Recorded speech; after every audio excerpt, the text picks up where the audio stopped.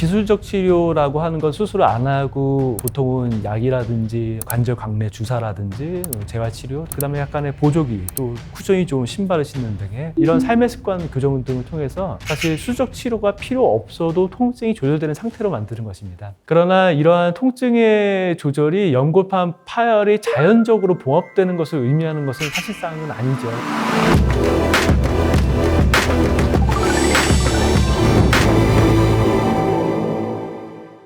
안녕하세요. 저는 바른생활병원의 관절센터 정형외과 전문의 허재원입니다.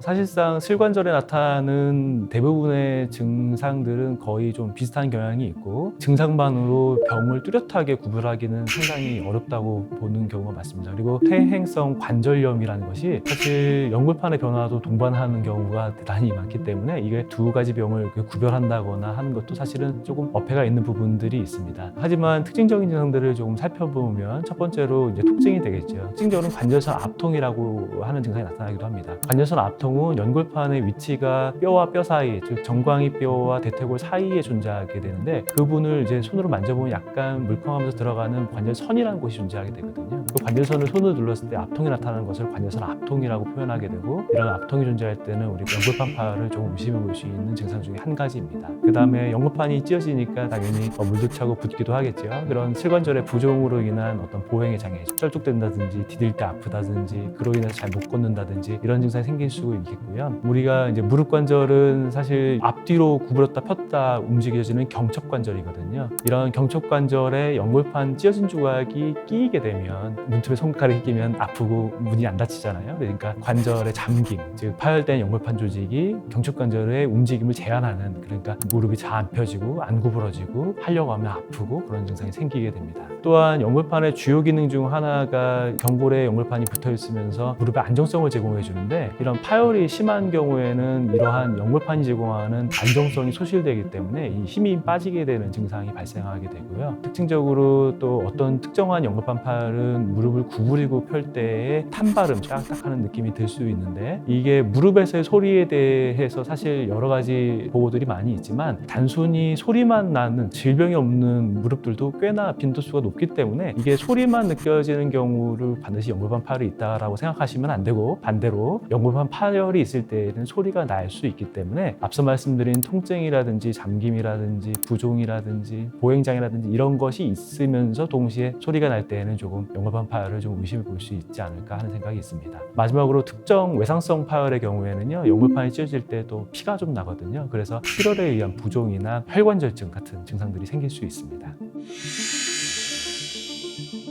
비술적 치료라고 하는 건 수술을 안 하고 보통은 약이라든지 관절 강내 주사라든지 재활치료, 또 생활습관의 교정 등을 통해서 하는 것을 이제 비술적 치료라고 하죠. 이러한 개념은 사실은 연골판을 원래 구조로 돌린다는 그런 완치의 개념보다는 연골판 자체의 파열의 정도가 크게 작고 인간의 노화 과정 중에서 일반적으로 발생할 수 있는 경우에 앞서 말씀드린 비술적 치료를 통해서 조금은 찢어져 있지만 일상생활 하는데 큰 불편함이 없도록 하는 것이죠. 그래서 대부분의 경우에 보존적 치료는 어떤 외상성 파열보다는 퇴행성 파열 환자에 해당하게 되는데요. 증상이 경미한 퇴행성 파열의 경우에는 소염제라든지 관절액의 천자, 관절액을 좀 뽑아드리는 거죠. 그 다음에 윤활 성분이 되는 그런 비스코 서플리먼트를 할 수 있는 연골 주사들, 그 다음에 적절한 재활 치료, 근육 강화, 그 다음에 내가 통증을 유발하는 생활 습관들을 좀 교정하는 행위, 그 다음에 약간의 보조기, 또 쿠션이 좋은 신발을 신는 등의 이런 삶의 습관 교정 등을 통해서 사실 수술적 치료가 필요 없어도 통증이 조절되는 상태로 만드는 것입니다. 그러나 이러한 통증의 조절이 연골판 파열이 자연적으로 봉합되는 것을 의미하는 것은 사실상은 아니죠. 그렇기 때문에 완치 개념이라기보다는 내가 좀 덜 불편하게 생활할 수 있도록 하는 것이지만 본적 치료를 또 시행하다가 잘 안 될 경우에는 또 수술 치료 넘어가기도 하고요. 그런 것들은 환자의 증상이라든지 나이라든지 상황이라든지 또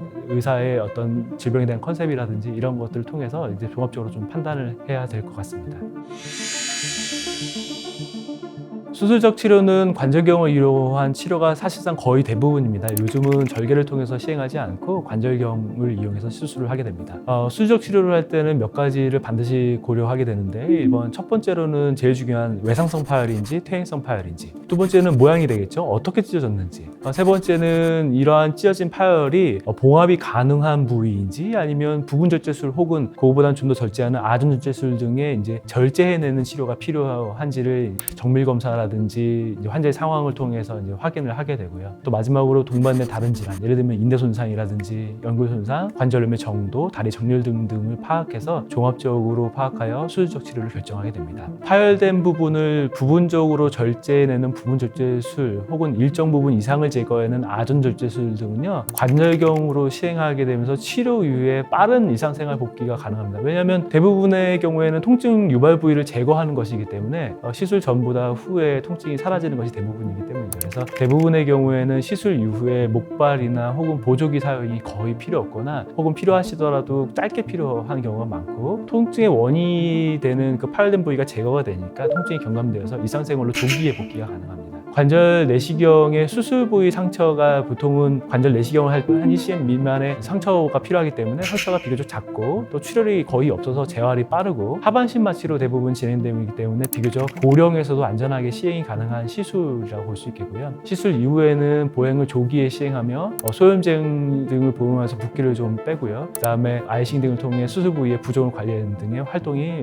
초반부에는 필요하다 볼 수 있겠습니다. 봉합술의 경우에는 대부분은 수술 후에 봉합 부위가 치유가 될 때까지 목발 및 보조기 착용이 필수적으로 필요하게 됩니다. 그래서 봉합사를 이용한 봉합술의 경우에 보통의 경우에는 봉합된 부위가 치유가 될 때까지 체중 부하를 일정 기간 4주 이상 정도를 금지하는 경우가 대부분이고요. 또 보조기 착용하여서 무릎을 보호하고 가동범위, 구부리고 펴는 것을 일정 부분 제한하는 과정 등도 초기에 필요한 경우가 많습니다. 이러한 목발이나 보조기의 사용은 사실상 환자분으로 하여금 허벅다리, 대퇴사두근이나 햄스트링 등의 근육 손실 등을 추가적으로 유발할 수가 있기 때문에 목발이나 보조기를 떼고도 손실된 근육을 회복하는 과정이 반드시 필요하거든요. 그래서 재활에 비교적 시간이 소요가 되게 되고요. 점진적으로 체중 부하를 하면서 하지 근육 강화를 하고 서서히 가동 범위를 회복하기 때문에 시술로부터 완벽히 호전되어서 좀 건강한 내 다리가 될 때까지는 한 2-3달 이상의 시간이 소요되는 경우가 많습니다. 지금까지 정형외과 전문의 허재원이었습니다. 감사합니다.